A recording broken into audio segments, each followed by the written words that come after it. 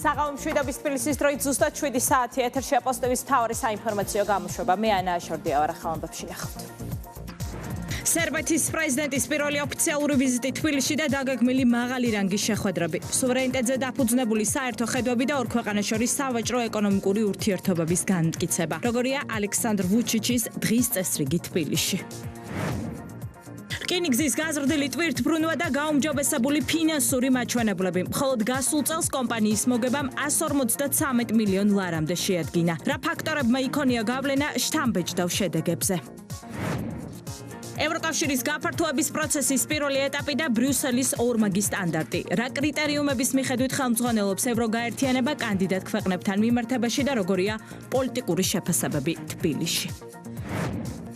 სიზულვილის ენის წინააღმდეგ ბრძოლა და გამოვლენილი კანონ დამრღვევი. სასამართლომ ადვოკატ შოთა თუთფერიძეს ნინო წილოსანის საჯარო შეურაცხყოფისთვის ჯარიმა დააკისრა. მხარეთა პოზიციები რამდენიმე წუთში. მზადება რაგბის 20 წლამდელთა მსოფლიო ჩემპიონატისთვის მასშტაბურ სპორტულ ღონისძიებას წელს საქართველოს მასპინძლობს. სარაგბო ინფრასტრუქტურის განახლება და სპორტული კომპლექსების რეაბილიტაცია დასკვნით ეტაპზეა.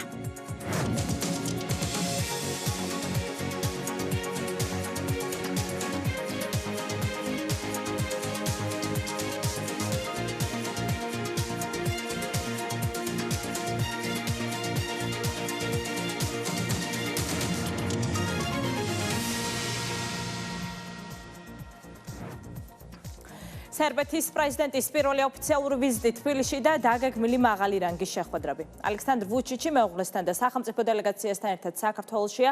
დახვედრის ოფიციალური ცერემონია პრეზიდენტის სასახლეში გაიმართა, რის შემდეგაც საქართველოს პრეზიდენტი მეგობარი ქვეყნის ლიდერს პირისპირ ფორმატში შეხვდა.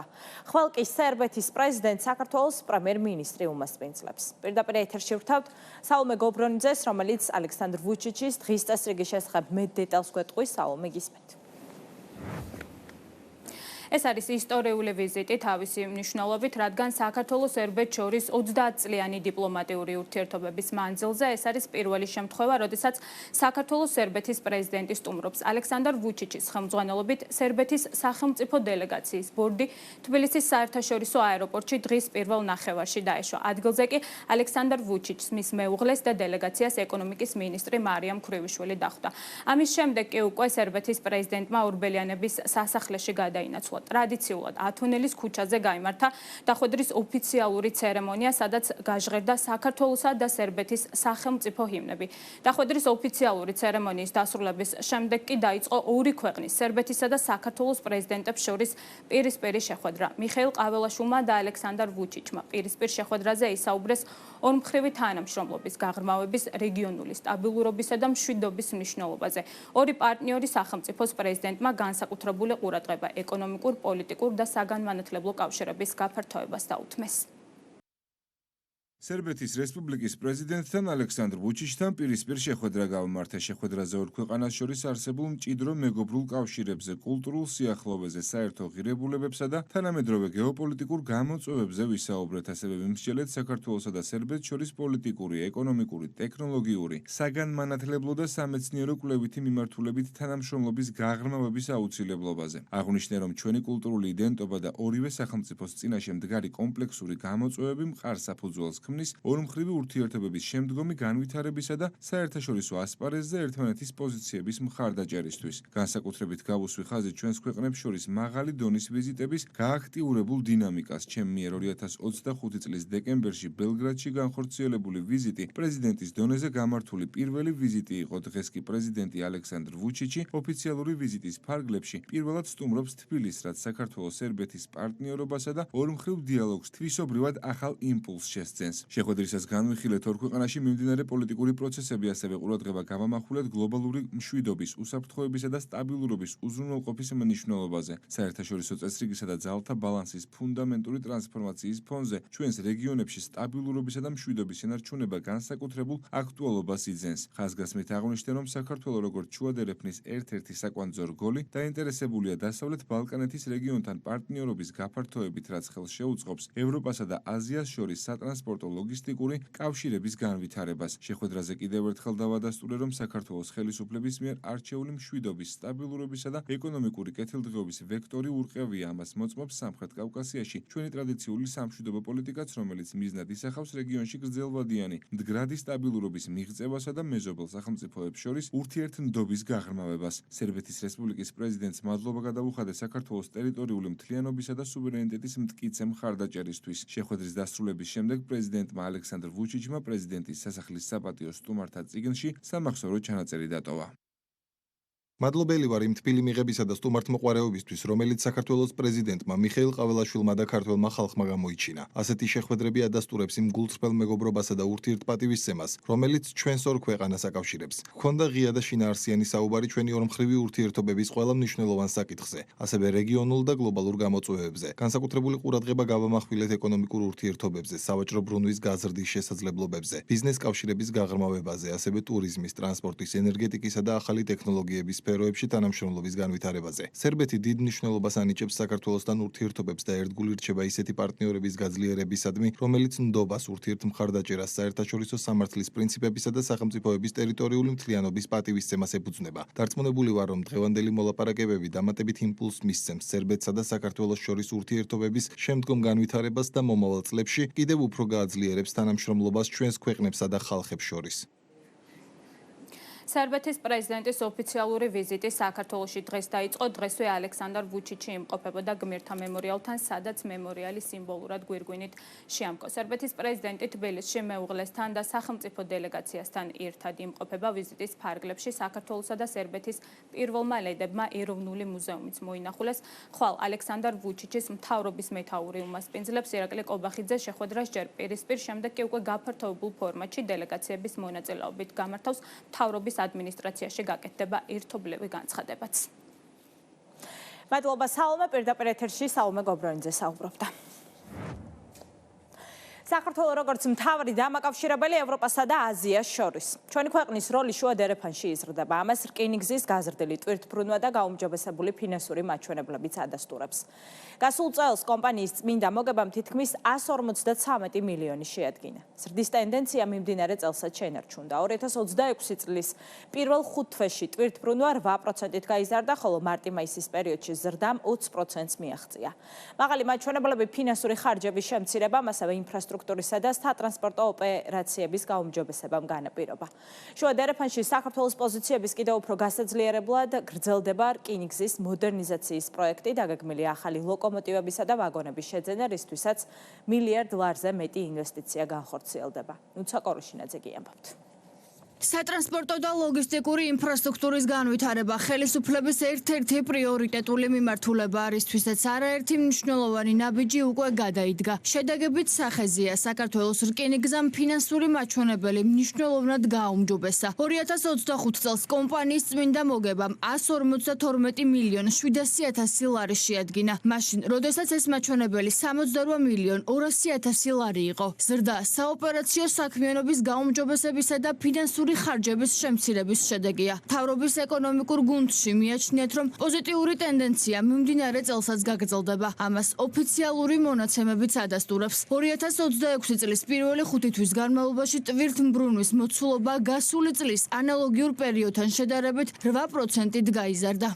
საქართველოს რკინიგზის წმინდა მოგება 25 წელს იყო 152 მილიონი ლარი, შედარებით 68 მილიონ ლართან. ასევე მნიშვნელოვანია, რომ წელს 5 თვის მაჩვენებლებით საკმაოდ მნიშვნელოვანი გაუმჯობესება გვაქვს. უკვე გვაქვს ჩვენ დაახლოებით 88 მილიონი ლარი მოგება, ასევე გვაქვს გაუმჯობესება ეგრეთ წოდებულ EBITDA-ში და საოპერაციო მოგების ნაწილში. ჩვენ მიმდინარე წლის 5 თვის მაჩვენებლებით გაუმჯობესება გვაქვს სატვირთო გადაზიდვებში. ტვირთის მოცულობა უფრო გაზრდილი არის, დაახლოებით 400,000 მეტ ტონაზე გვაქვს უკვე გადაზიდული. ინფრასტრუქტურის განვითარება, სატვირთო გადაზიდვების გაძლიერება და სამგზავრო მიმართულებების მოდერნიზაცია. ეს რკინიგზის გრძელვადიანი განვითარების სტრატეგიაა. უკვე ცნობილია, რომ იგეგმება 50 ახალი ლოკომოტივისა და 1500 ვაგონის შეძენა, რისთვისაც $1 მილიარდ მეტი ინვესტიცია განხორციელდება. მთავარი მიზანი ქვეყნის სატრანსპორტო გამტარუნარიანობის გაზრდა, ტრანზიტის დროის შემცირება და საქართველოს როგორც რეგიონული ლოგისტიკური ჰაბის კონკურენტუნარიანობის კიდევ უფრო გაძლიერება.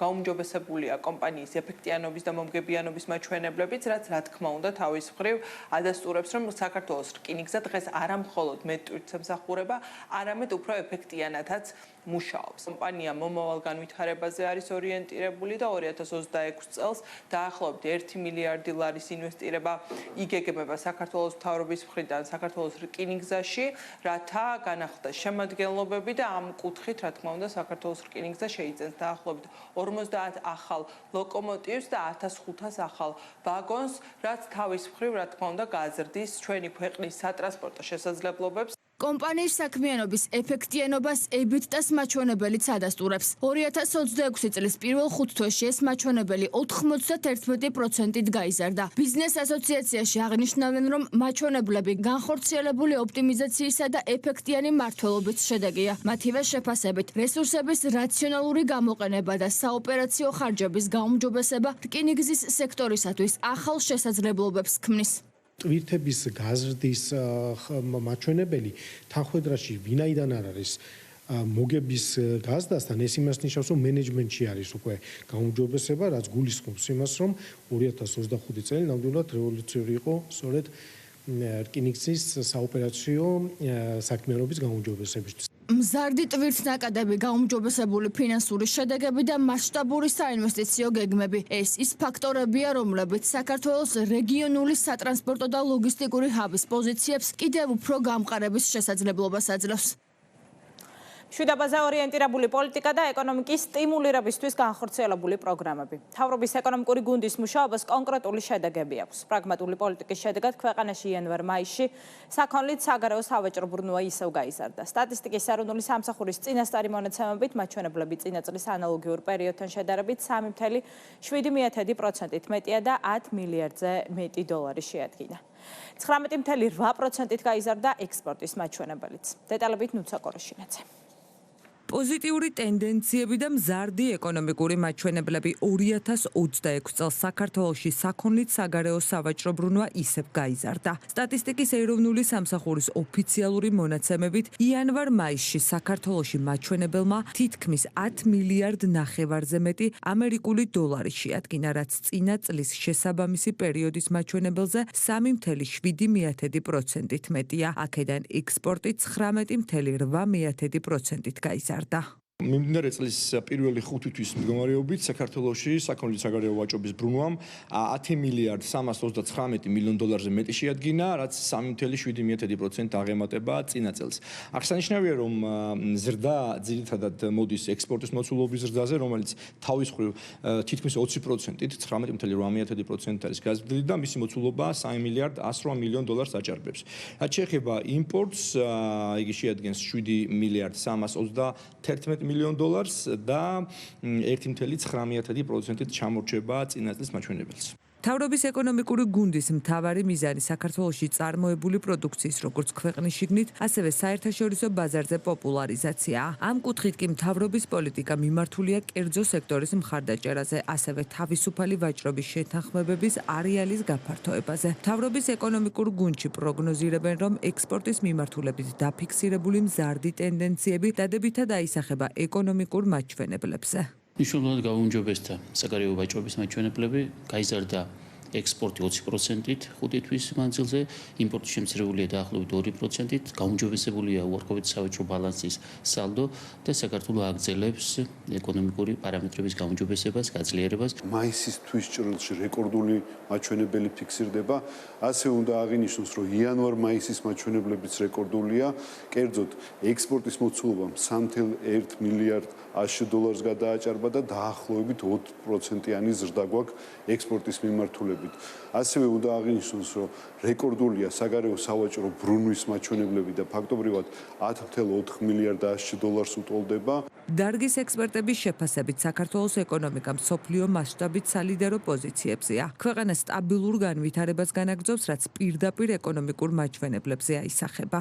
საგარეო ვაჭრობა ბოლო პერიოდში საქართველოს საკმაოდ პოზიტიურად არის წარმოდგენილი. მოლოდინი საზაფხულო სეზონისთვისაც წარმატებულია და კარგია და შესაბამისად ეს ყველაფერი აისახება სავაჭრო ექსპორტ-იმპორტის მაჩვენებლებზე. საგარეო ვაჭრობის მოცულობის ზრდა კიდევ ერთხელ ადასტურებს იმას, რომ საქართველოს როგორც სიმშვიდის და სტაბილურობის ერთ-ერთი ცენტრი და ჰაბი რეგიონში სოფლიოში არსებული გამოწვევების მიუხედავად საქართველოს ეკონომიკა აღმავალ მაჩვენებლებს ინარჩუნებს, რაც სწორი პოლიტიკის შედეგია. ევროკავშირის გაფართოების პროცესი და ბრიუსელის პოლიტიკური გადაწყვეტილება, რომელიც ახალ წევრებს ხმის მიცემის შესაძლებლობას უზღუდავს. ლუქსემბურგში, მოლდოვისა და უკრაინის ევროკავშირში გაწევრიანებისთვის მოლაპარაკებების პირველი ეტაპი იწყება, რაც იმას ნიშნავს, რომ ქვეყნებმა საკუთარი კანონმდებლობა ევროპულს უნდა დაუახლოვონ, ამასთან უნდა შეფასდეს აღნიშნულ სახელმწიფოებში ფუნდამენტური უფლებების, სასამართლოს დამოუკიდებლობისა და კორუფციასთან ბრძოლის ხარისხი, ეს კი იმ ფონზე, როდესაც ევროკომისიის კვლევებშიც კი ყველა პარამეტრით ჩვენი ქვეყანა კანდიდატ სახელმწიფოებში შორის მოწინავე პოზიციებზეა. ბრიუსელის მხრიდან ფაქტებისა და რეალობის იგნორირება ოფიციალური თბილისისთვის ორმაგი სტანდარტისა და უსამართლო მიდგომების კლასიკური მაგალითია. სახელმწიფო პარტიაში ფიქრობენ, რომ ევროინტეგრაციის პროცესში შეფასების სამართლებრივი კრიტერიუმები აღარ არსებობს და ის მხოლოდ პოლიტიკურ ინტერესებს ეფუძნება. ქეთი მამრიკიშვილი გიამბობთ. დღეს ევროკავშირში უკრაინისა და მოლდოვის გაწევრიანების მოლაპარაკებების პირველი ეტაპი იწყება. რამდენიმე საათში ლუქსემბურგში გამართულ სხდომაზე მოლაპარაკებების პირველი კლასტერი გაიხსნება, სადაც უნდა შემოწმდეს არიან თუ არა ქვეყნები ფუნდამენტური დემოკრატიული უფლებებით ევროკავშირის სტანდარტებთან თავსებადები. როგორც გაფართოების საკითხებში ევროკომისარი ამტკიცებს, ორივე ქვეყანამ ვალდებულებები შეასრულა, რაც მათთვის მოლაპარაკებების პირველი თავის გახსნის საფუძველი გახდა. ამასთან გაფართოების პოლიტიკა საუბრისას მარტა კოსი აცხადებს, რომ ევროკავშირის ახალი წევრებისთვის ვეტოს უფლება შეიზღუდება, რისთვისაც შესაბამისი გარანტიები შემუშავდება. მათ შეასრულეს დაკისრებული ვალდებულებები და უკვე დადგა დრო, რომ ჩვენც შევასრულოთ ჩვენი ნაწილი. როგორ უნდა ვიყოთ დარწმუნებულები, რომ მომავალი წევრები, როგორიცაა უკრაინა, არ გამოიყენებენ ვეტოს საგარეო საქმეებში მნიშვნელოვანი გადაწყვეტილებების დასაბლოკად?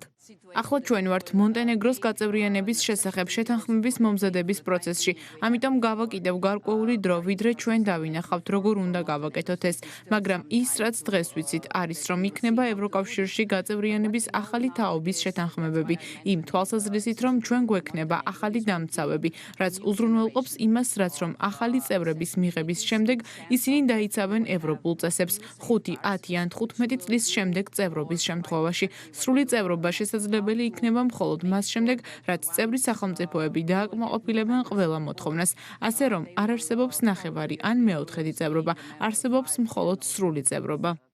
ფუნდამენტური უფლებების დაცვა, მთავრობის გამჭვირვალობა, სასამართლოსა და მედიის თავისუფლება, კორუფციის წინააღმდეგ ბრძოლა. ეს ის საკითხებია, რაზეც მოლდოვასა და უკრაინას მოლაპარაკებების თავი გაიხსნა, თუმცა პარალელურად ეს ის მიმართულებებია, სადაც ორივე ქვეყანაში, მათ შორის ევროკომისიის დასკვნებით მძიმე მდგომარეობა. საერთაშორისო რეიტინგების მიხედვით კანდიდატ ქვეყნებს შორის ყველა ზემოთ ჩამოთვლილი პარამეტრით საქართველოს ლიდერობს. შესაბამისად, თბილისში თვლიან, რომ გადაწყვეტილება პოლიტიკურია და საქართველოს მიმართ სამართლო მიდგომებსა და ორმაგ სტანდარტებს ნათლად წარმოაჩენს.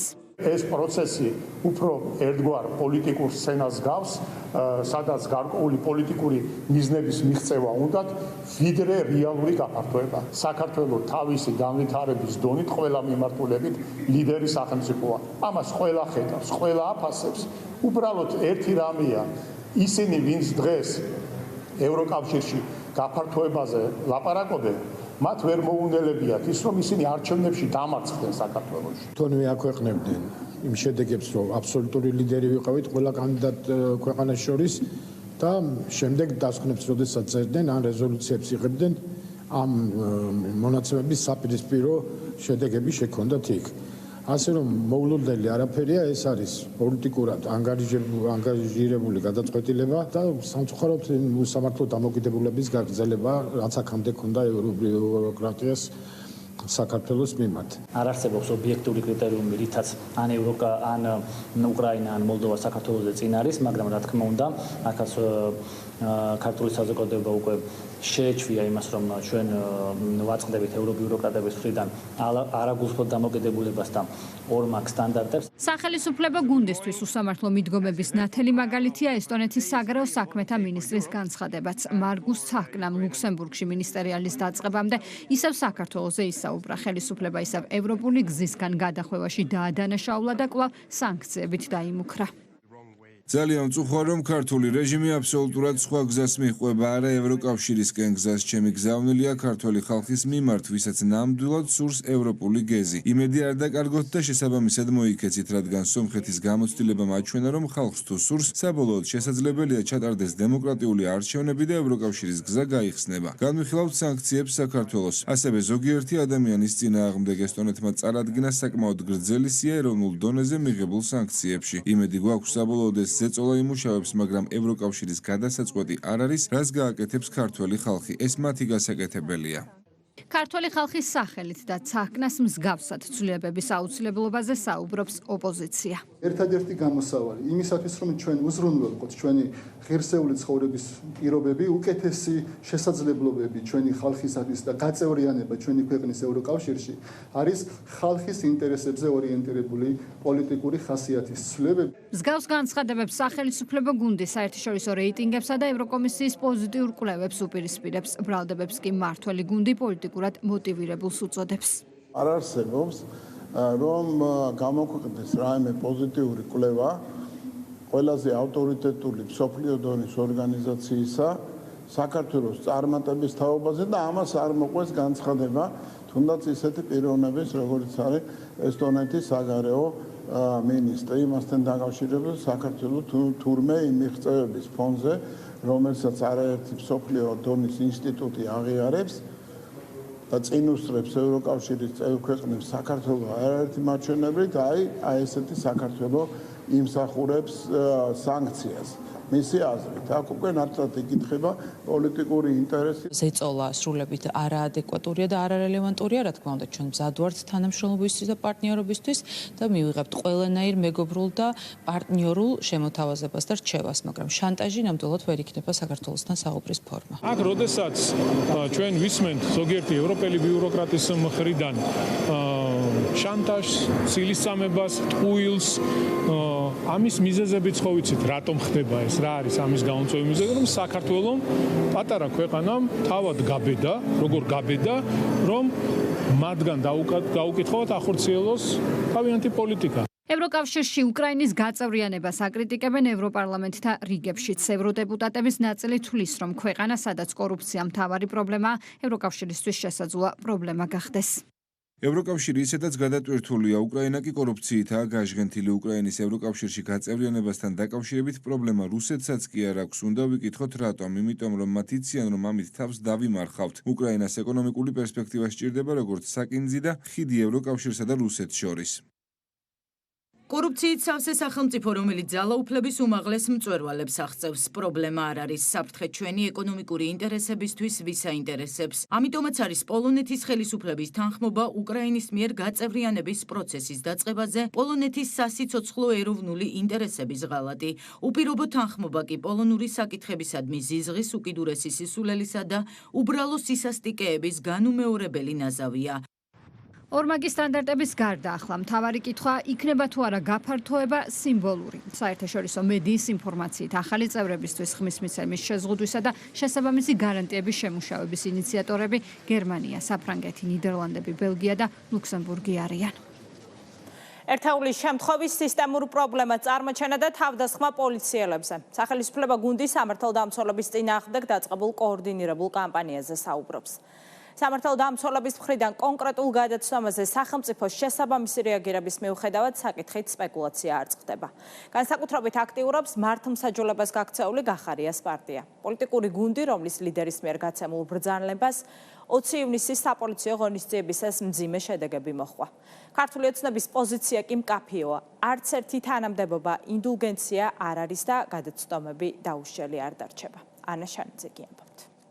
წმინდა პიარული მიზნები აქვს და არანაირი, თქვათ, ემპათია ვიღაც მიმართ მათ არ ამოძრავებთ. სამართალდამცავი ორგანოების კოორდინაციის საკითხებში სახელმწიფო მინისტრი იმ მანიპულაციური კამპანიის შესახებ საუბრობს, რომელიც მისი განცხადებით ოპოზიციურმა მედიამ სამართალდამცველების წინააღმდეგ წამოიწყო. მამუკა მდინარაძის თქმით, ტელეკომპანია პირველს შესაბამისი უწყებების მყისიერი რეაგირების შესახებ ინფორმაცია ჰქონდა, თუმცა ძალადობაში მხილებული პოლიციელების დაკავების ფაქტი საზოგადოებას განზრახდა უმალა. შეტყობინება 22 წელს, როცა ეს დანაშაული მოხდა, არ იყო დაფიქსირებული არსად. არც დაზარალებულებს მიუმართავთ ვინმესთვის და 4 წლის განმავლობაში ეს იყო მიჩქმალული ფაქტი. ამიტომ რეაგირება ბუნებრივია ვერ იქნებოდა, არავისთვის ეს ცნობილი არ იყო, მაგრამ იმის გამო რომ გადაღებული კადრები ერთ-ორ ადამიანთან მოხდა, ისევ თავის წრეში დაატრიალეს, ასე ვთქვათ. ამის შესახებ მიღებული იყო ინფორმაცია და ამაზე იყო მყისიერი რეაგირება. დღეს ბუნებრივი ამბავია, მათგან არ გვიკვირს, ვინც ამას აკეთებს, რომ ნახევარს ამბობს და მეორე ნახევარს არ ამბობს, მაშინ როდესაც TV1-მა თავად გაავრცელა ინფორმაცია იმის შესახებ, რომ დაკავებულები არიან მოძალადე პოლიციელები ადამიანების ცემის ფაქტზე 23 თებერვალსვე თუ ისევ თარიღი არ მეცლება, მათაც ჰქონდათ ეს ინფორმაცია, იმიტომ რომ პროკურატურამ, შინაგან საქმეთა სამინისტრომ და სამართალდამცავ სისტემამ გაავრცელა ეს ინფორმაცია. ვიცე-პრემიერი მკაფიოდ განმარტავს იმასაც, რომ ერთის მხრივ პოლიციელის მუნდირის შეურაცხმყოფელი ნებისმიერი პირი დაისჯება და მეორეს მხრივ სახელმწიფო სამართალდამცველების დისკრედიტაციის მცდელობებსაც შესაბამისად უპასუხებს. ყველას ვაფრთხილებ. პოლიციელი იქნება თუ სხვა ადამიანი, რომელიც პოლიციელის დისკრედიტაცია შეეცდება. ერთი მხრივ პოლიციელის მუნდირის, ღირსების, გმირი ხალხის შეურაცხყოფას არავის არ გაუტარებთ და манипуляციებით მათი დისკრედიტაციის კამპანიას, ისევე როგორც გუში ვნახეთ, რომ ცნობილი იყო მათთვის ჯერ თებერვალში, მერე პროკურატურის პიარ სამსახურიდან, რომ იცოდნენ, რომ დაკავებული იყვნენ ადამიანები და ანონში შეგნებოდ ეს არ ჩასვეს და მეორე მხრივ პოლიციელი იქნება თუ უწყების, რომელიმე უწყების სხვა წარმომადგენელი ძალადობას და ასეთ მავნე ქმედებებს და მათაც პოლიციელის მუნდირის შეურაცხყოფას არც მათ გაუტარებს და არც მათ ვაპატიებს. ეს არის სწორი მიდგომა. გახარიას თანაგუნდელისა და კამპანიის სხვა მონაწილეების მხრიდან გმირი პოლიციელების გაშავების მცდელობებზე საუბრობს ფრაქცია ქართული ოცნების თავმჯდომარის მოადგილე. ლევან მაჭავარიანის თქმით, პოლიციელობის სამარცხვინო პროფესია დაბრენდვის მცდელობები უშედეგოა, რადგან დღეს სამართალდამცველები გაცილებით მაღალი სტანდარტით მუშაობენ, ვიდრე ევროპის არაერთ ქვეყანაში.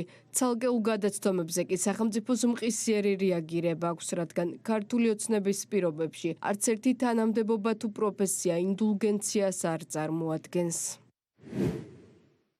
იქიდან გამომდინარე, რომ ბოლო წლებში ჩვენმა სამართალდამცველებმა რადიკალური ოპოზიციისა და მათი უცხოელი პატრონების ხუთი რევოლუციური სცენარი გაანეიტრალეს და ჩვენს ქვეყანას ძალიან დიდი საფრთხე აარიდეს თავიდან, ამ მავნებლებმა თავიანთ მედია საშუალებებთან ერთად ჩვენი გმირი პოლიციელების გაშავების კამპანია დაიწყეს. მათ სურთ პოლიციელებს მწამებლის იარლიყი მიაწებონ და პოლიციელობას სამარცხვინო პროფესიად დაბრენდონ. საქართველოში გვყავს 45,000-მდე პოლიციელი და რა თქმა უნდა, როგორც ყველა პროფესიაში. ამ შემთხვევაშიც გამოიძებნებიან ადამიანები, რომლებიც ბოროტად გამოიყენებენ თავიანთ უფლებამოსილებას. სამწუხაროდ ეს ნებისმიერ განვითარებულ ქვეყანაში ყოველთვის იყო, არის და იქნება. ხაზგასასმელია ჩვენი ხელისუფლების დამოკიდებულება ასეთი ცალკეული გადაცდომების მიმართ. გადაცდომები არ დარჩება დაუსჯელი და როგორც უმაღლესი თანამდებობის პირების კორუფციულ საქმეებთან დაკავშირებულმა, ასევე კანონდამღვევი პოლიციელების დაკავების ფაქტებმა საზოგადოებას ნათლად დაანახა, რომ ქართული ოცნების პირობებში არც ერთი თანამდებობა თუ პროფესია არ წარმოადგენს ინდულგენციას და კანონის წინაშე ყველანი თანასწორები ვართ. რაც შეეხება პოლიციელებს, რომლებიც მიმართავენ ძალადობას, ისინი არა მხოლოდ მორალისა და კანონის წინაშე არიან დამნაშავეები, არამედ იმ 45,000-მდე გმირი სამართალდამცველის წინაშეც, ვინც კეთილსინდისიერად და პროფესიონალურად ემსახურება საკუთარ სამშობლოს, რადგან საბაბს აძლევენ მავნებლებს, რომ მსგავსი სამარცხვინო საქციელი მთლიანად პოლიციაზე განაზოგადონ და შემდეგ მსგავსი ბინძური კამპანიების წარმოების შესაძლებლობა მიიღონ. აღსანიშნავია, რომ ჩვენი პოლიციელები მოქმედებენ გაცილებით მაღალი სტანდარტით, ვიდრე ევროპის წამყვანი ქვეყნების სამართალდამცველები. ისინი ასევე ავლენენ პასუხისმგებლობისა და მოთმინების გაცილებით მაღალ სტანდარტს, ვიდრე ეს ევროპულ ქვეყნებში გვინახავს. დიდი ბრიტანეთი, საფრანგეთი, გერმანია, დანია ეს იმ წამყვანი ქვეყნების არასრული ჩამონათვალია, სადაც პოლიციელები დემონსტრანტების მხრიდან უმნიშვნელო შეურაცხყოფაზეც კი აგრესიულად რეაგირებენ. აღნიშნული ფაქტები ცალკეული გადაცდომებია ქართული ოპოზიციისთვის, თუმცა როდესაც საქმე საკუთარი ქვეყნის უსაფრთხოების დამცველებს ეხებათ, ცდილობენ ერთეული შემთხვევები სისტემურ დანაშაულად წარმოაჩინონ. იმ კადრებიდან გამომდინარე, რომელიც იხილა საზოგადოებამ, შემიძლია ცალსახად თქვა, რომ ეს იყო სისტემური დანაშაული და ეს არ იყო ცალკეული ეპიზოდი. ინფოზე, როდესაც სახელმწიფოს დანაშაულზე შესაბამისი რეაგირება აქვს, სისტემური დანაშაულის შესახებ გაჟღერებულ ბრალდებებს უსაფუძვლოს უწოდებენ სახელმწიფო გუნდში. მმართველ პარტიაში აღნიშნავენ, რომ კოორდინირებული კამპანიის მიზანი პოლიციის რეპუტაციის შელახვა. დისკრედიტაციის მცდელობა პოლიციის დღესაც გრძელდება, თუმცა რეალობა აბსოლუტურად სხვა არის, როდესაც ხდება კონკრეტული დანაშაული, ამას ყოველთვის აქვს რეაგირება სახელმწიფოს მხრიდან, არსებობს კანონი, ვინც ჩაიდენს დანაშაულს, არ აქვს მნიშვნელობა, ვინ იქნება ეს, რა თანამდებობის პირი იქნება, ამას მაშინვე მოხდება რეაგირება, როგორც ამ კონკრეტულ შემთხვევაში და ის მოძალადეები და დამნაშავეები დღეს არიან დასჯილები და დაკავებული. ის რომ 2022 წელს მოხდა ეს დანაშაული და ეხლა ხანს 26 წლის თებერვალში მისიერი რეაგირება გაკეთა ამას. ეს იმიტომ კი არ მოხდა, რომ ვინმეს ეშინია ნეგატიური პროპაგანდის. ან იმიტომ კი არ მოხდა, რომ უცხოეთიდან შენიშვნა არ მიგვეღო. ეს იმიტომ ხდება, რომ პრინციპი ესეთია მართლობის. პოლიციის მართლობის პრინციპიც ასეთია. მიზანი რა იყო ასეთი манипуляციური გადაცემისა?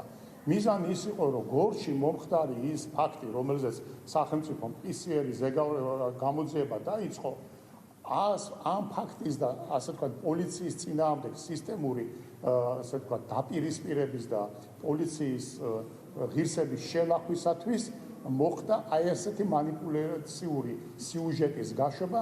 ეს პირველი შემთხვევა არ არის, როდესაც ოპოზიცია და ოპოზიციური მედია სამართალდამცველების დისკრედიტაციას ცდილობს. თუმცა მმართველი გუნდის შეფასებით ეს კამპანიაც მოკლევადიანია, რადგან საზოგადოებამ უკვე იცის, რომ 2022 წელს მომხდარი დანაშაული ერთეულია, დამნაშავეები კი დასჯილია. სიძულვილის ენის წინააღმდეგ ბრძოლა და ახალი სამმართველოს მუშაობის კონკრეტული შედეგები. პარლამენტის ვიცე-სპიკერ ნინო წილოსანის შეურაცხყოფის ფაქტზე სასამართლომ ადვოკატ შოთა თუთფერიძეს 4000 ლარიანი ჯარიმა დააკისრა. საქმე ეხება ორივნის ნინო წილოსანის პოსტზე თუთფერიძის მიერ დატოვებულ შეურაცხყოფელ კომენტარს.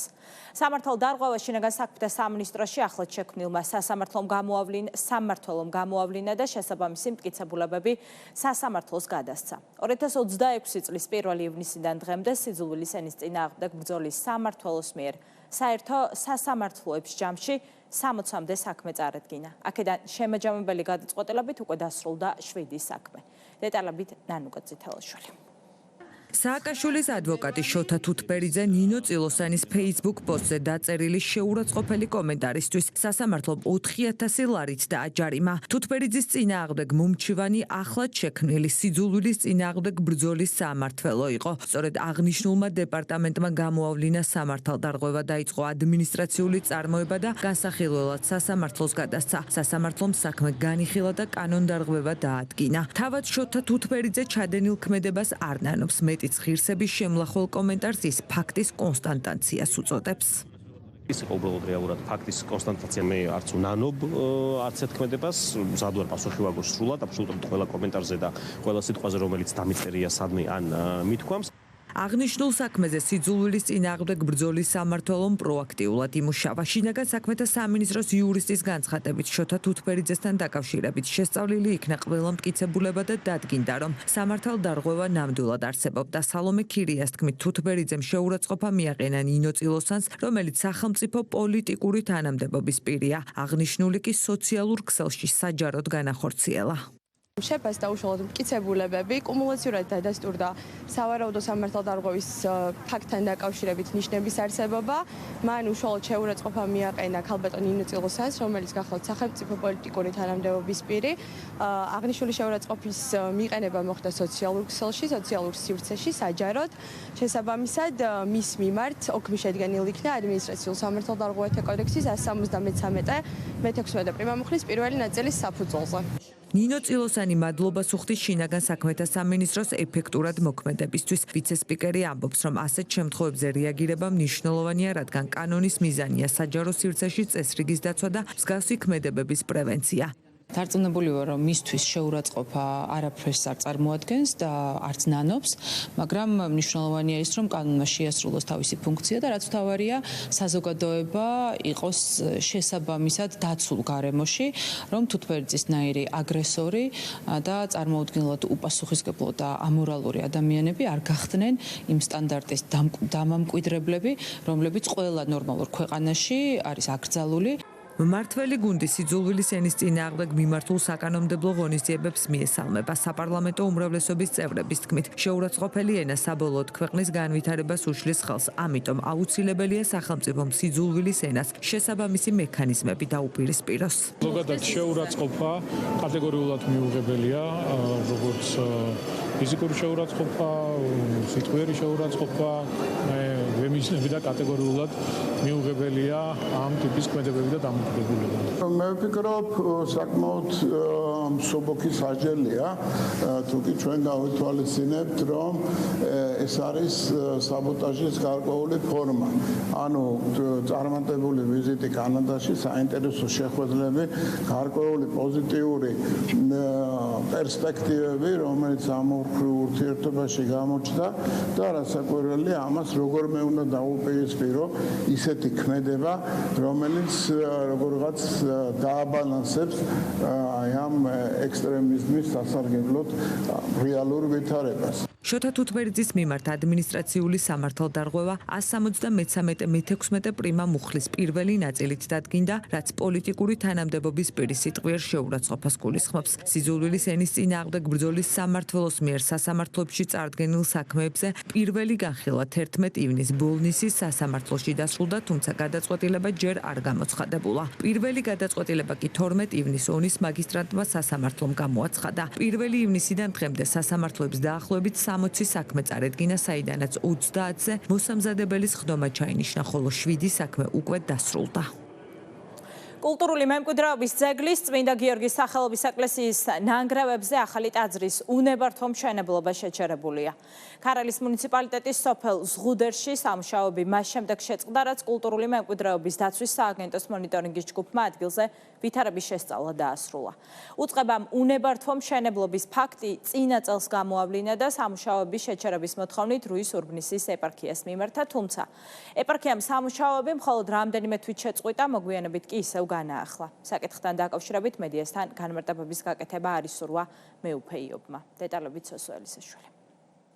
ქარელის მუნიციპალიტეტის სოფელ ზღუდერში წმინდა გიორგის ეკლესიის ნანგრევებზე ახალი ტაძრის უნებართვო მშენებლობა ადგილზე მონიტორინგის სამსახურის მისვლის შემდეგ შეჩერდა. კულტურული მემკვიდრეობის დაცვის ეროვნულ სააგენტოში განმარტეს, რომ კულტურული მემკვიდრეობის ძეგლის უნებართვო მშენებლობის ფაქტი ჯერ კიდევ წინა წელს გამოვლინდა და სამუშაოების შეჩერების მოთხოვნით რუის ურბნისის ეპარქიას მიმართეს. შესაბამისი პროექტის წარდგენის მცდელობა კი ეპარქიას მხოლოდ უნებართვო მშენებლობის აკრძალვის შემდეგ ჰქონდა. იქიდან გამომდინარე, რომ პროექტი შესაბამის სტანდარტებს არ აკმაყოფილებდა, კულტურული მემკვიდრეობის დაცვის ეროვნულმა სააგენტომ თანხმობა არ გასცა, რასაც ეპარქიის მხრიდან რამდენიმე თვით მშენებლობის შეჩერება, მოგვიანებით კი კვლავ ნებართვის გარეშე განახლება მოყვა. სააგენტოს წარმომადგენლებმა შემდგომი რეაგირების მიზნით ვითარება ადგილზე კიდევ ერთხელ შეისწავლეს. სამუშაოები აუცილებლად გაჩერებული იქნება იმ მომენტამდე, სანამ რაიმე კონკრეტული ღონისძიებისათვის არ დაიგეგმება ადგილზე, რაც მიმდინარეობს დღეის მდგომარეობით. ეს სააგენტოსთან შეთანხმებული სამუშაო არ არის და არ მიმდინარეობს იმ კულტურული მემკვიდრეობის კანონისა და ნორმებისა და რესტავრაციის კანონების დაცვით და ფორმით, როგორც ეს უნდა მიმდინარეობდეს. დღეს უკვე კულტურული ფენები ადგილზე მხოლოდ გვხვდება დასაწყობებული ქვების სახით, რომელიც ძველი ნაეკლესიარიდან არის, ასე ვთქვათ, შემორჩენილი. მიმდინარე სამუშაოების მოქმედ კანონმდებლობასთან შესაბამისობაში მოყვანის თხოვნით სააგენტომ დაუყოვნებლივ მიმართა სამუშაოების განმახორციელებელ პილს რუის ურბნისის ეპარქიას. იყო მცდელობა, რომ შეთანხმებულიყო პროექტი სააგენტოსთან და სააგენტოს მიერ მომხდარიყო ძეგლზე სამუშაოების ნებართვის გაცემა, თუმცა ვინაიდან პროექტი ვერ აკმაყოფილებდა მოქმედი კანონმდებლობით დადგენილ მოთხოვნებს, ნებართვა ვერ იქნა გაცემული. სააგენტოს მონიტორინგის სამსახურის წარმომადგენლებმა დეტალურად ისაუბრეს იმ დარღვევებზეც, რაც ადგილზე მშენებლობის პროცესშია დაშვებული.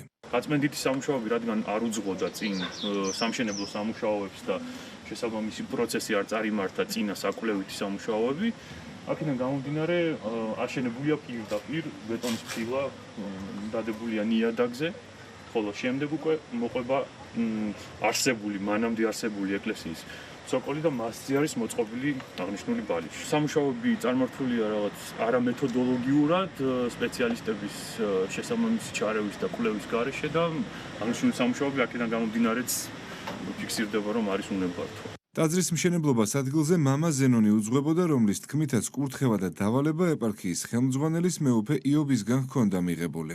მშენებლობის შეჩერებასთან დაკავშირებით ყველაფერს ვიღონებ, როგორც ვითხარი, რომ ჩემი გადასახადი ეს არის, მე ვარ ჩემი ხელმძღვანელი, ჩემი სულიერი მოძღვარი, ეპარქიის მმართველი. ჩავაყენებ საქმის კურსში, ყველაფერს გადავცემ და გადაწყვეტილებას თავისთავად მივიღებ.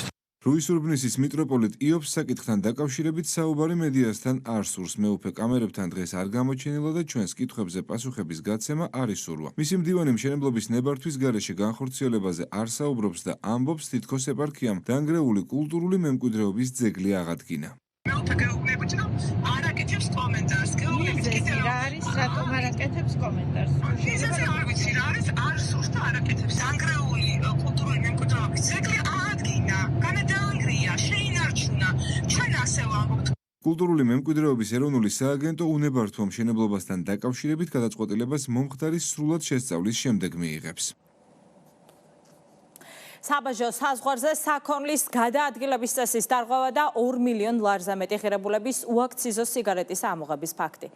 ფინანსთა სამინისტროს შემოსავლების სამსახურის მებაჟე ოფიცრებმა განსაკუთრებით დიდი ოდენობით არადეკლარირებული საქონლის შემოტანის მცდელობის ფაქტი აღკვეთეს. სატვირთო ავტომობილი, რომელიც ბელორუსიდან საქართველოს გავლით ჩეხეთში უნდა წასულიყო, 290 ცალი ლითონის კარით იყო დატვირთული. საქონლის დეტალური დათვალიერებისას აღმოჩენილია მალულად განთავსებული 433,840 კოლოფის სხვადასხვა დასახელების ფილტრიანი სიგარეტი. ევა გამიდალაშვილი დეტალებით. მორიგი მასშტაბური წარმატებული ღონისძიება ფინანსთა სამინისტროს შემოსავლების სამსახურის მებაჟე ოფიცრებისა და უწყების საგამოძიებო სამსახურის თანამშრომლებთან კოორდინაციით. საქართველოს საზღვარზე განსაკუთრებით დიდი ოდენობით არადეკლარირებული სიგარეტის კანონდარღვევით შემოტანის მცდელობის ფაქტი აღკვეთილია. როგორც ფინანსთა სამინისტროს საგანგებო ბრიფინგიდან ირკვევა, წითელი ხიდის საბაჟო გამშვებ პუნქტზე შემოწმებისთვის შეჩერებული სატვირთო ავტომობილი ბელარუსიდან საქართველოს გავლით ჩეხეთის მიმართულებით გადაადგილდებოდა. ბელარუსში რეგისტრირებულმა საერთაშორისო გადაზიდვების განმახორციელებელმა სატვირთო ავტომობილის მძღოლმა საქართველოს სახელმწიფო საზღვარი წითელი ხიდის საბაჟო გამშვები პუნქტის გავლით გადმოკვეთა. სატრანსპორტო დოკუმენტაციისა და საქონლის თანმხლების სხვა საბუთების თანახმად სატვირთო ავტომობილი დატვირთული იყო 290 ცალი ლითონის კარით და საქონლის საბოლოო დანიშნულების ქვეყანას ჩეხეთის რესპუბლიკა წარმოადგენდა. ოფიციალური დოკუმენტებით სატვირთო ავტომობილს 290 ლითონის კარი გადაჰქონდა, თუმცა დეტალურად დათვალიერების შემდეგ ერთ-ერთი მეტალის კარი შიგნით დამალული უაქციზო სიგარეტი აღმოჩნდა. პირველ ეტაპზე აღმოჩენილი იქნა მალულად განთავსებული 1496 კოლოფი არადეკლარირებული უაქციზო სიგარეტი. ტვირთის სრულად შემოწმებისას კი გაირკვა, რომ ლითონის კარებში ასობით 1000 კოლოფი არადეკლარირებული სიგარეტი იყო გადამალული. საერთო ჯამში ამოღებულია 433,840 სხვადასხვა დასახელების სიგარეტი, რომლის საბაზრო ღირებულება 2,400,000 ლარზე მეტ შეადგენს. მოხდა აღნიშნული ტვირთის შეჩერება და მისი დეტალური დათვალიერება. რა დროსაც წინასწარ სპეციალურად მოწყობილ სამალავებში აღმოჩენილი იქნა სხვადასხვა დასახელების ბელორუსული აქციზული მარკით ნიშანდებული ფილტრიანი სიგარეტი, რომლის საერთო საბაზრო ღირებულებამ 2,429,504 ლარი შეადგინა. საქმის მასალების შემდგომი რეაგირების მიზნით ფინანსთა სამინისტროს საგამოძიებო სამსახურს გადაეგზავნა. გამოძიება საბაჟო საზღვარზე საქონლის გადაადგილების წესის დარღვევის მუხლით მიმდინარეობს. ენერგორესურსით სარგებლობის წესების დარღვევის ფაქტებზე შინაგან საქმეთა სამინისტროში გამოძიება გრძელდება. სამართალდამცველებმა მესტიის მუნიციპალიტეტში დამატებით 76 ეგრეთ წოდებული მაინერი ამოიღეს. გამოძიების ინფორმაციით ადგილობრივები სპეციალური მოწყობილობების საშუალებით დიდი რაოდენობით ელექტროენერგიის უკანონო მოხმარებით სისტემატურად ახდენდნენ არალეგალური შემოსავლების მიღებას. გამოძიების ფარგლებში სამართალდამცველების მიერ ჯამში ამოღებულია 330 ეგრეთ წოდებული მაინერი, დანაშაული 3 წლამდე ვადით თავისუფლების აღკვეთას ითვალისწინებს. სამართალდამცავების მიერ მესტიის მუნიციპალიტეტში ჩატარებული ჩხრეკების შედეგად დამატებით ამოღებულია 76 ერთეული ეგრეთ წოდებული მაინები. ენერგორესურსებით სარგებლობის წესების დარღვევის ფაქტზე მიმდინარე გამოძიების ფარგლებში ჯამში ამოღებულია 330 ერთეული ეგრეთ წოდებული მაინები. გამოძიებით დადგენილია, რომ აღნიშნული მოწყობილობების გამოყენებით ადგილობრივები ელექტროენერგიის უკანონო და მართსაწინააღმდეგო მოხმარებით სისტემატურად ახდენდნენ ციფრული ვალუტის გენერირებას და არალეგალური შემოსავლების მიღებას. გამოძიება ინტენსიურ რეჟიმში მიმდინარეობს დანაშაულში ჩართული სხვა პირების გამოვლენისა და მათ მიმართ სამართლებრივი ღონისძიებების გატარების მიზნით.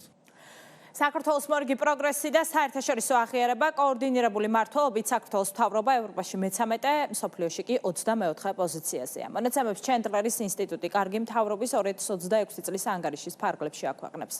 გლობალურ გამოკვლევაში ჩვენი ქვეყანა უსწრებს დიდი შვიდეულის ორ ქვეყანას, ასევე ევროკავშირის OECD-ს, შენგენის ზონისა და ნატოს წევრ 15 სახელმწიფოს. რეიტინგი ბეცელმანის ფონდის გლობალურ გამოკვლევას ეფუძნება. კოორდინირებული მმართველობით საქართველოს მთავრობა არის ევროპაში მე-13 პოზიციაზე, მსოფლიოში 24 ადგილზე. აქ შეჯერებული არის ისეთი მნიშვნელოვანი პარამეტრები კვლევისას, როგორც არის მიზნები დაგეგმვისას და აღსრულების პროცესი სამინისტროების დონეზე და უწყებრივი დონეზე. საქართველოს გამორჩეულია კარგი მმართველობით, კეთილსინთეზიანი მმართველობით, კოორდინირებული მმართველობით და ბუნებრივია ასეც გაგრძელდება მომავალში. 2 ივლისიდან ერთიანი ეროვნული გამოცდები იწყება. პირველ გამოცდას აბიტურიენტები ქართულ ენასა და ლიტერატურაში ჩააბარებენ. საგამოცდო პროცედურები 22 ივლისს ფიზიკის გამოცდით დასრულდება. პარალელურად პროცესში 5 ივლისიდან მასწავლებლობის მსურველები ჩაერთვებიან, 17 ივლისს კი სტუდენტთა საგრანტო კონკურსი ჩატარდება. მაგისტრანტობის კანდიდატებისთვის კი გამოცდები 23-24 ივლისს არის ჩანიშნული. მარიამ რატიანი გიამბობთ. მიმდინარე წლის ეროვნული გამოცდების გარიგი უკვე ცნობილია. უმაღლეს სასწავლებელში ჩაბარების მსურველები პირველად საკუთარ ცოდნას 2 ივლისს ქართულ ენასა და ლიტერატურაში გამოცდიან. პარალელურ რეჟიმში ჩატარდება მასწავლებლების საგრანტო და სამაგისტრო გამოცდებიც. საბოლოო ჯამში სხვადასხვა მიმართულებით საგამოცდო პროცესი თითქმის 1 თვის განმავლობაში გაგრძელდება. 2 ივლისს ვიწყებთ ტრადიციულად ქართული ენისა და ლიტერატურის გამოცდით, ხოლო ბოლო გამოცდა 22 ივლისს ფიზიკაში ჩატარდება. 23-24 ივლისს ჩატარდება მაგისტრობის კანდიდატთა გამოცდები, ხოლო 29 ივლისის ჩათვლით ასევე ჩატარდება პედაგოგებისთვის შესაბამისი გამოცდები. წელს გამოცდებზე დარეგისტრირებულთა რიცხვი ჯამში 83,000 აჭარბებს. უმაღლეს სასწავლებელში ჩაბარების მსურველთა რაოდენობა კი 43,000 აღემატება. არჩევით საგნებს შორის ყველაზე მაღალი ინტერესი ისტორიისა და მათემატიკის მიმართ დაფიქსირდა. ერთიან ეროვნულ გამოცდებზე რეგისტრირებულთა რიცხვი აღემატება 43,000, მაგისტრატურის გამოცდაზე რეგისტრირებული ყავს 10,000-ზე მეტი მაგისტრანტობის მსურველი, მასწავლებელთა გამოცდაზე 29,000-ზე მეტი კანდიდატი არის რეგისტრირებული. ასევე ყავს სტუდენტთა საგრანტო კონკურსის ფარგლებში რეგისტრირებული სტუდენტები 700-ზე მეტი არის მათი რაოდენობა. ქვეყნის მასშტაბით საგამოცდო პროცესისთვის საქართველოს 12 ქალაქში 24 საგამოცდო ცენტრი ფუნქციონირებს. საორგანიზაციო ჯგუფი უკვე დიდი ხანია, რაც აქტიურ სამზადის შეარათა გამოცდაზე მისულებს ადგილზე მაქსიმალურად ორგანიზებული, უსაფრთხო და კომფორტული გარემო დახვდეთ. ძალიან მნიშვნელოვანი მეთვალყურეები, რომელთაც წინასწარ გაიარეს ტრენინგი, მათ უკვე გაიარეს შესარჩევი ტესტირება და ძალიან მალე მოხდება მათი განაწილება საგამოცდო ცენტრების მიხედვით. ასევე ძალიან მნიშვნელოვანია იმ აბიტურიენტებისთვის, რომლებსაც სჭირდებათ სპეციალური საგამოცდო პირობები, რომ ყველა ცენტრი მზად დახვდეს მათ. წლევანდელი აბიტურიენტები იმ მომავალ სტუდენტთა პირველ ნაკადს მიეკუთვნებიან, ვინც საჯარო უმაღლეს სასწავლებლებში უფასოდ სახელმწიფოს დაფინანსებით ისწავლიან. საქართველოს მთავრობის მიერ მიღებულმა აღნიშნულმა გადაწყვეტილებამ საჯარო სასწავლებლების მიმართ ინტერესი 4-ჯერ გაზარდა. სოფიო გიორგაძე ერთ-ერთია, ვინც პრიორიტეტი სწორედ სახელმწიფო უნივერსიტეტს მიანიჭა. თუ იქამდე ფიქრობდი, რომ კერძო უნივერსიტეტის სამერჩია, რადგან გრანტსაც ავიღებდი, ეხლა უფრო მეტად სახელმწიფოსკენ გადავიხარ, იმიტომ რომ სრულად დაფინანსება მიმიღო. თითქოს უფრო მოვინდო მეტად რომ მოხვედროდი, იმიტომ რომ ფიქრობ კონკურენცია მეტად გაზრდილი იქნება წელს. სწავლის სრულად დაფინანსების გარდა წელს სიახლეა პროფესიულ სასწავლებლებში ჩაბარებაც. იმ აბიტურიენტებს, ვინც მინიმალურ ზღვარს გადალახავენ, თუმცა სასურველ ფაკულტეტზე მოხვედრას ვერ მოახერხებენ, შესაძლებლობა ექნებათ პროფესიულ სასწავლებლებში ყოველგვარი დამატებითი გამოცდების გარეშე ჩაირიცხონ. 27 ივნის საქართველოს რაგბის 20 წლამდელთა მსოფლიო ჩემპიონატს უმასპინძლებს ტურნირისთვის მოსამზადებელი სამუშაოები დასკვნით ეტაპზეა. მსოფლიო ჩემპიონატის ფარგლებში მიმდინარეობს სარაგბო ინფრასტრუქტურის განახლება, რეაბილიტაცია უტარდება სამ სპორტულ კომპლექსს, ხოლო 22 ტექნიკური ცენტრიდან 12-ზე სამშენებლო სამუშაოები უკვე დაწყებულია. პროექტის საქართველოს მთავრობის მხარდაჭერით ხორციელდება და მისი ჯამური ღირებულება 100 მილიონ ლარს აღემატება. ავჭალის სარაგბო ბაზაზე პროცესს ინფრასტრუქტურის მინისტრი და რაგბის კავშირის წარმომადგენლები გაეცნენ. დეტალებით ბორენა ონიანი. საქართველოს რაგბის 20 წლამდელთა მსოფლიო ჩემპიონატს 27 ივნის უმასპინძლებს. რაგბის სამ სპორტულ კომპლექსში, რომელიც 5 სათამაშო მოედანს მოიცავს, მოსამზადებელი სამუშაოები დასკვნით ეტაპზეა. ავჭალის სარაგბო მოედანზე სკამების მონტაჟი და სველი წერტილების მოწყობის სამუშაოები უკვე დასრულებულია. ეწყობა გარე ფასადი. მიმდინარე სამუშაოებს ადგილზე ინფრასტრუქტურის მინისტრი რაგბის კავშირის წარმომადგენლებთან ერთად გაეცნო.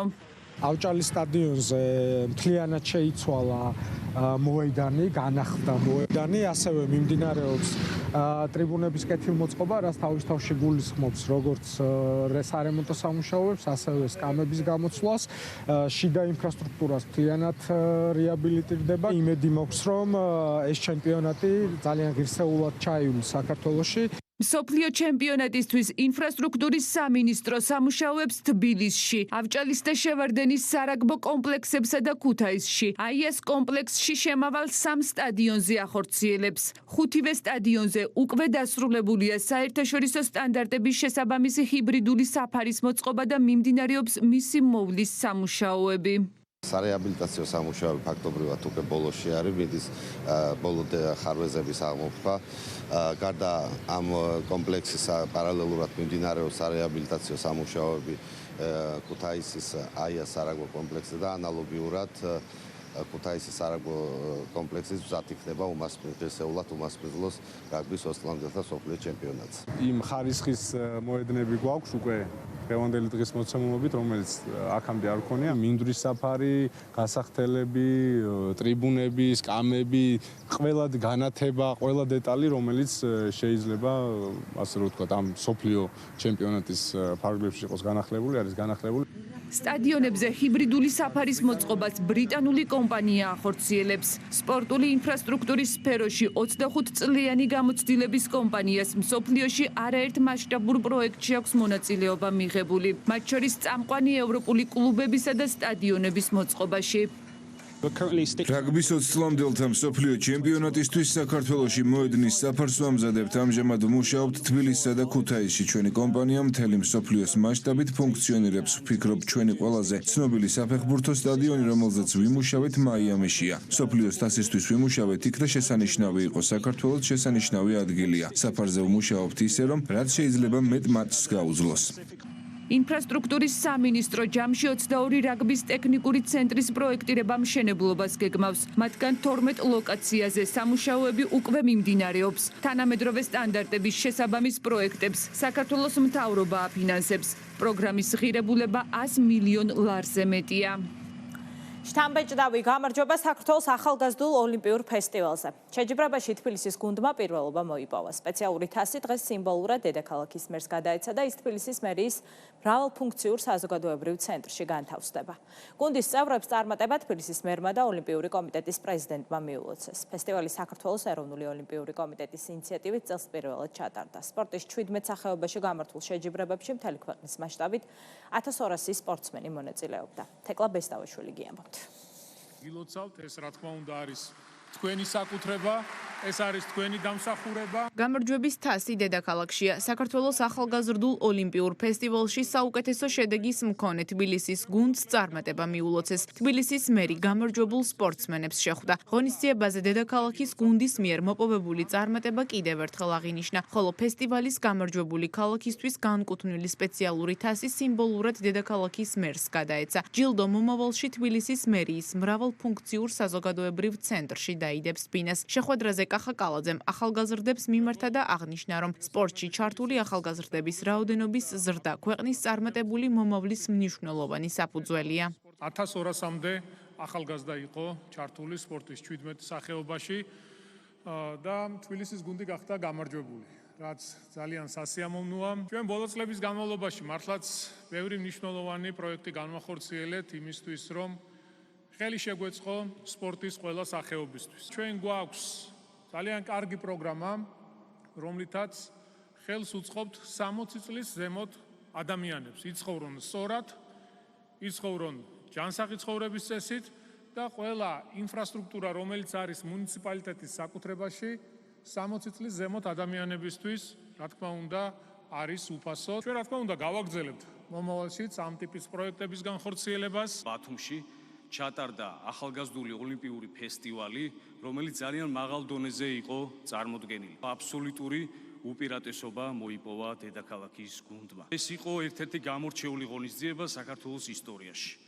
რა თქმა უნდა, თბილისის გამარჯვება მინდა მიულოცო თავად სპორტსმენებს, მათ ოჯახებს, ფედერაციებს, სპორტსმენებს, მწვრთნელებს და ყველას, ვინც ამ გამარჯვებაში შეიტანა განსაკუთრებული წვლილი. ახალგაზრდული ოლიმპიური ფესტივალი წელს პირველად საქართველოს ეროვნული ოლიმპიური კომიტეტის ინიციატივით გაიმართა. მას შტაბურმა სპორტულმა ღონისძიებამ ქვეყნის სხვადასხვა რეგიონიდან 1200 ახალგაზრდა სპორტსმენი გააერთიანა, რომლებიც სპორტის 17 სახეობაში ასპარეზობდნენ. ორგანიზატორების თქმით, ფესტივალი ახალგაზრდებისთვის ოლიმპიური მოძრაობის ღირებულებების გაცნობას, სპორტული კულტურის პოპულარიზაციასა და ოლიმპიური თამაშებისთვის დამახასიათებელი ატმოსფეროს შექმნას ემსახურებოდა. ძალიან მნიშვნელოვანია თვითონ ახალგაზრდებისთვის, რამე თუ ჩვენ მიზნად გქონდა დასახული, რომ მეჩვენებინა ახალგაზრდების რა არის ოლიმპიური თამაშები და სწორედ ეს სულისკვეთება მეგონი გადავეცით ამ ახალგაზრდებს. ფესტივალი, რომელმაც ძალიან ბევრი ახალგაზრდა ნიჭიერი სპორტსმენი გამოავლინა და მე დარწმუნებული ვარ, რომ მომავალშიც უფრო მეტი გამოვლინდება, რომლებიც საბოლოო ჯამში ასახელებენ ჩვენს ქვეყანას და მიაღწევენ დიდ წარმატებებს. ფესტივალში გამარჯვებული დედაქალაქის გუნდის წევრები საკუთარ წარმატებას ემოციებით ეხმაურებიან. ახალგაზრდა სპორტსმენები ამბობენ, რომ ეს ყოველივე ხანგრძლივი შრომის შედეგია. მე მოვიპოვე 9 ოლიმპიური ოქრო, სხვადასხვა სტილში და დისტანციაზე და კომპლექსზეც. ძალიან მიხარია. ოლიმპიურ ფესტივალზე მოვიპოვე 7 ოქრო და 1 ვერცხლი. ძალიან მიხარია. მე გავხდი საუკეთესო სპორტსმენი გოგო. მოვიპოვე 7-6 ოქროს медаლი და 1 ბრინჯაოს медаლი. ძალიან კარგი იყო, გამიხარდა, რომ ვიღებდი მონაწილეობას და მადლობა მინდა გადავხადო ოლიმპიურ კომიტეტს, რომ ახალგაზრდებს აძლევს განვითარების შანსი. მე მივიღე ბათუმის ფესტივალზე მონაწილეობა, მოვიგე 5 ოქრო, 1 ვერცხლი და 1 ბრინჯაო. სახლში რო ჩავედი, ყველას გავხარდა, ბებომ, პაპამ, მომილოცა მშობლებს ყველას გავხარდა. დედაქალაქის გუნდმა საქართველოს ახალგაზრდულ ოლიმპიურ ფესტივალში პირველი ადგილი მოიპოვა და სპეციალური თასი დაიმსახურა. რეგიონული წვლილი გლობალურ უსაფრთხოებაში მშვიდობის მნიშვნელობა სამხრეთ კავკასიაში. ქართული ოცნების ახალგაზრდული ორგანიზაციის თავმჯდომარემ აზერბაიჯანში საერთაშორისო კონფერენციაში მიიღო მონაწილეობა. ვარლამ ლიპარტელიანმა პანელურ დისკუსიაში სიტყვით გამოსვლისას აღნიშნა, რომ საქართველოს მიზანია ტერიტორიების მშვიდობიანი დეოკუპაცია და უსაფრთხო ინკლუზიური და მდგრადი საცხოვრებელი გარემო შექმნა ყველა მოქალაქისთვის. მან ასევე თანამედროვე ურბანული დაგეგმარების მნიშვნელობაზეც გაამახვილა ყურადღება. აზერბაიჯანისა და საქართველოს სამაგალითო მეგობრობა და პოლიტიკური ურთიერთობები აკავშირებთ. დიდი წინსვლა ეკონომიკური კუთხითაც. ამ მხრივ აღსანიშნავია აზერბაიჯანის პრეზიდენტის ბატონი ილჰამ ალიევის ოფიციალური ვიზიტი საქართველოში. შეხვედრაზე განხილული მთავარი საკითხები მოიცავდა ორმხრივ სტრატეგიულ პარტნიორობას, ეკონომიკურ თანამშრომლობას და რეგიონულ უსაფრთხოებას. ოკუპირებულ ტერიტორიებზე სახელმწიფო ვერ ახორციელებს ინფრასტრუქტურულ და ურბანულ პოლიტიკას, რაც მნიშვნელოვნად ართულებს ერთიანი სივრცის განვითარების პროცესს. ამავდროულად, საჭიროა არსებული დევნილთა დასახლებების შემდგომი განვითარება, ინფრასტრუქტურის მოდერნიზაცია და მათი უკეთესი ინტეგრაცია ქვეყნის ეკონომიკურ და სოციალურ სისტემაში. მიზანი უცვლელია ჩვენი ტერიტორიების მშვიდობიანი დეოკუპაცია და უსაფრთხო ინკლუზიური და მდგრადი საცხოვრებელი გარემოს შექმნა. ქართული ოცნების ახალგაზრდული ორგანიზაციის დელეგაცია აზერბაიჯანის მმართველი პარტიის ახალგაზრდული ორგანიზაციის მოწვევით ვიმყოფებით აზერბაიჯანის ქალაქ შუშაში და მონაწილეობას ვიღებთ ძალიან მნიშვნელოვან საერთაშორისო კონფერენციაში, რომელიც შეეხება მშვიდობის მნიშვნელობას კავკასიის რეგიონში და ასევე პოსტკონფლიქტური რეკონსტრუქციისა და განვითარების საკითხებს. სესიების ფარგლებში გაჟღერდა ისეთი მნიშვნელოვანი საკითხები, როგორიც არის მშვიდობის მშენებლობა და პოსტკონფლიქტური რეკონსტრუქცია. აღნიშნულ სესიაში განსაკუთრებული როლი ჰქონდა საქართველოს, რადგან ჩვენ ვართ სახელმწიფო, რომელმაც არაერთი კონფლიქტი გამოიარა, ძალიან კარგად გვესმის მშვიდობის მნიშვნელობა. განათლების მინისტრმა ღირებულებითი განათლების პროგრამაში ჩართული სასულიერო პირებისა და მოსწავლეების და აჯილდოების ღონისძიებაში მიიღო მონაწილეობა გივი მიქანაძემ. სასულიერო პირებს ახალგაზრდების აღზრდასა და განათლების გაძლიერებაში შეტანილი წვლილისთვის მადლობა გადაუხადა. ამჟამად საქართველოს მასშტაბით 151 სკოლაში 175 კლუბი ფუნქციონირებს, რომლებშიც 4375 მოსწავლეა ჩართული. პროგრამა ასევე ხორციელდება აფხაზეთის ოკუპირებულ ტერიტორიაზე მცხოვრები და უცხოეთში მყოფი ქართველი ახალგაზრდებისთვისაც. დაგეგმილია პროგრამის გაფართოება. ღონისძიების ფარგლებში მადლობის სიგელებით დაჯილდოვდნენ როგორც სასულიერო პირები, ასევე მოსწავლეები.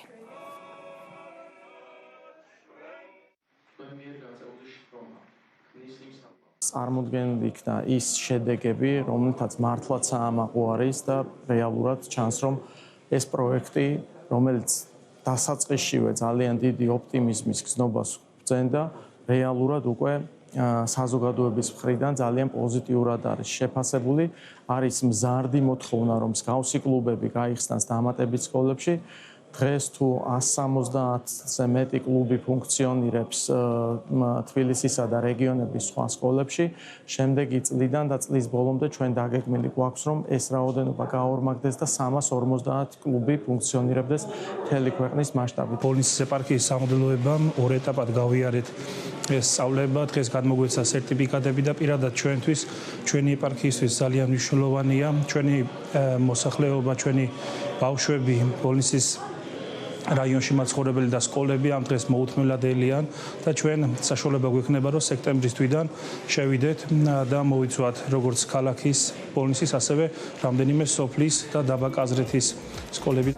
ეს ყოფას ტევის საინფორმაციო გამოშვება 7 საათზე, მოხვალამდე გემშვიდობებით, ნახვამდის.